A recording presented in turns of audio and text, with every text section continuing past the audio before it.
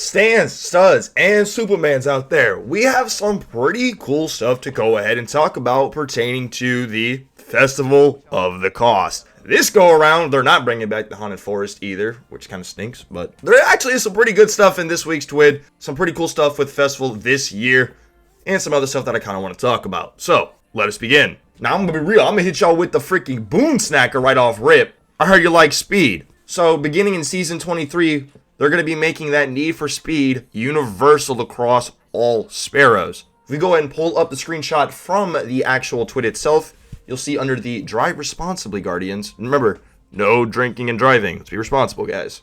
Here's what they say. You don't got to get ready if you're born ready. Always on time is beloved Sparrow for a few reasons, because it's the fastest in the game, right? There are so many other amazing vehicles to cruise around the galaxy in, so do you choose aesthetic or efficiency? Efficiency, gosh darn it, what do we do? Optimization. Why not both? Beginning in Season 23, they're making that need for speed universal across all Sparrows. After all, you can't fight crime if you ain't cute, and that absolutely applies to your handy-dandy modes of transportation too. Drive responsibly, Guardians. Bam! All Sparrows are going to be the same speed. And by the looks of the wording of this portion of the TWID, it seems like they're bringing up all the Sparrows to always on time speed rather than just bringing always on time down to every other Sparrow speed. We'll see exactly what it means in Season 23, but I figured I'd start you guys off with a banger. Also, talking about bangers, you guys ever want to get your games into DLC for a cheaper price? Well, then you make sure you head over to Instant Gaming, top link in the description, along with that free monthly game giveaway that they do every single month. That'll be the second link in the description. Alright, let us move on. Alright, so this year's Festival of the Cost, they're going to be introducing a new currency called Eerie Engrams, okay? A new type of Ingram for 2023.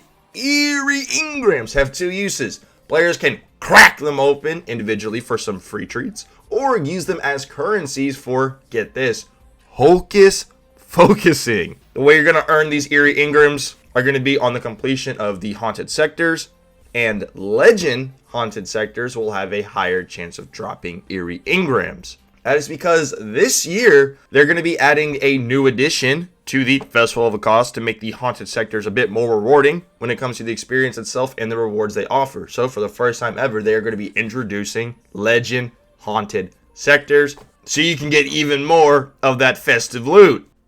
So believe it or not, you're actually going to be able to use these Eerie Engrams to decrypt them into exotics with the Hocus Focusing. Now, real quick, here is going to be the Hocus Focusing cost, if you are curious. Although, you'll see in-game whenever you do go to focus them, right? Any exotic piece of armor is going to cost 1 Eerie Engram and 2,500 candy. Don't worry, we'll get you with the candy farm as soon as Festival of the Lost drops. Although, it might just be the Golgi maze, who knows?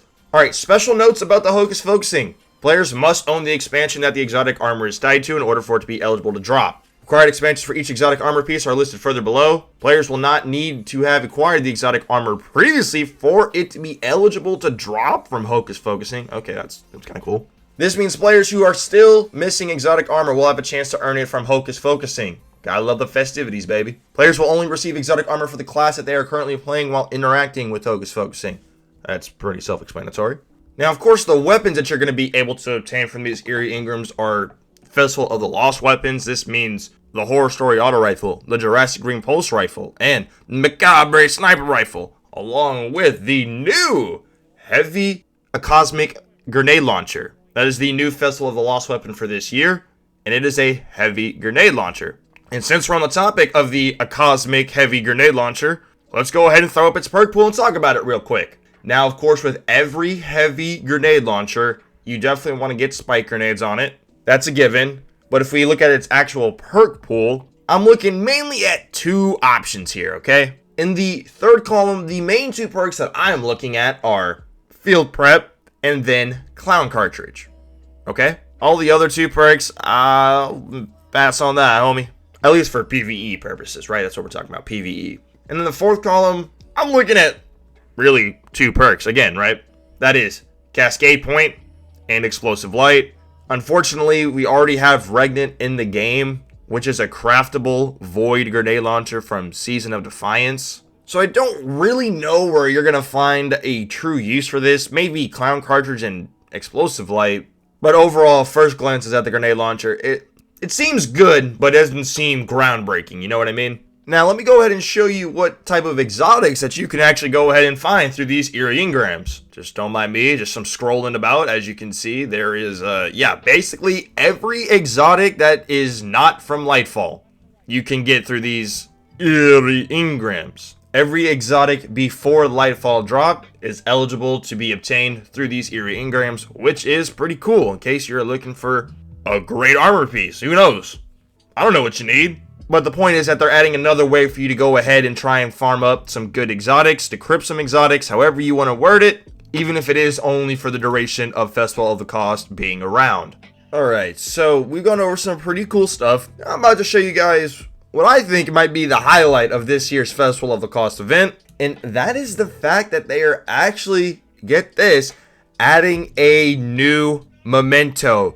Dude, how have we just now arriving at the point where we're getting a new memento? Keep in mind, guys, mementos were added with Witch Queen when we got crafting, right? We have not gotten a single new memento since then, which at this point is basically like 19, 20 months. I made a video talking about how not having raid mementos is kind of just a throw, but I'll take a new memento anywhere I can get it. And we're getting it with this year's Festival of the Lost event. If you're curious what it looks like, they did include a picture in the TWID showing it on a trace rifle. And here it is. This looks like it's on the retraced path. But as you can see, it is definitely very slick. Has a nice bit of a matte finish. And overall looks pretty good.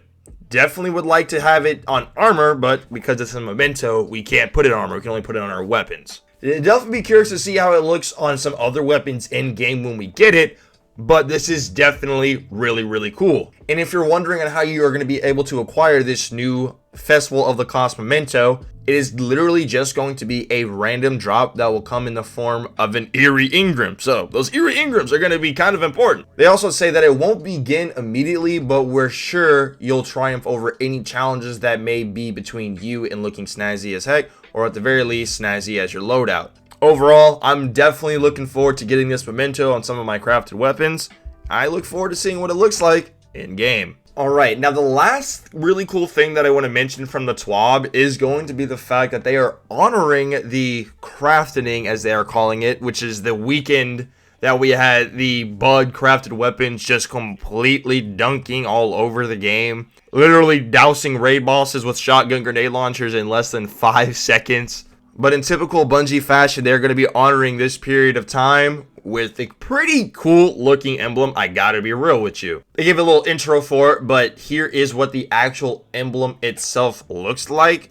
And like I said, I really like the design of this emblem. I think it's really creative, really nice. You could even look closer into it to where like an assault rifle is blending in with a shotgun. You know, giving some homage to the shotgun Emmett that everybody was using. Dude, I think this emblem is awesome. It looks really cool. And I'm probably going to be repping it for a decent amount of time. In order to be eligible for this emblem, you had to have played between September 15th and September 21st. And they're going to be distributing the emblem when it's ready to go in Season 23. Pretty cool emblem. Let me know your thoughts and opinions on it down below. And then here's a little cherry on top for you. Known issues. Hive swords will occasionally consume a player's enlightenment, but fail to actually pick up the sword in the Crota's and Reprised raid. I figured that would be something worth mentioning because that bug can be really annoying. How many of you guys had that bug happen to y'all on day one where you're online, you go to pick up the sword, you pick it up, and you instantly drop it, and you lose your enlightenment? That can be a little annoying. Hopefully they fix it sooner rather than later. But there you go, Chads. That is going to be the banger TWID that they released today. Let me know your thoughts and opinions on it down below in the comments, along with your initial thoughts on the Festival of the Cost event for this year. I think those eerie engrams and that memento make it at least better than last year, am I right? Also, don't forget, if you ever want to get your games in their DLC for a cheaper price, you make sure you hit up Instant Gaming. Top 2 links in the description. Thank you so much for watching the video. You guys be safe, take care, consider subscribing, and we'll see you in the next one.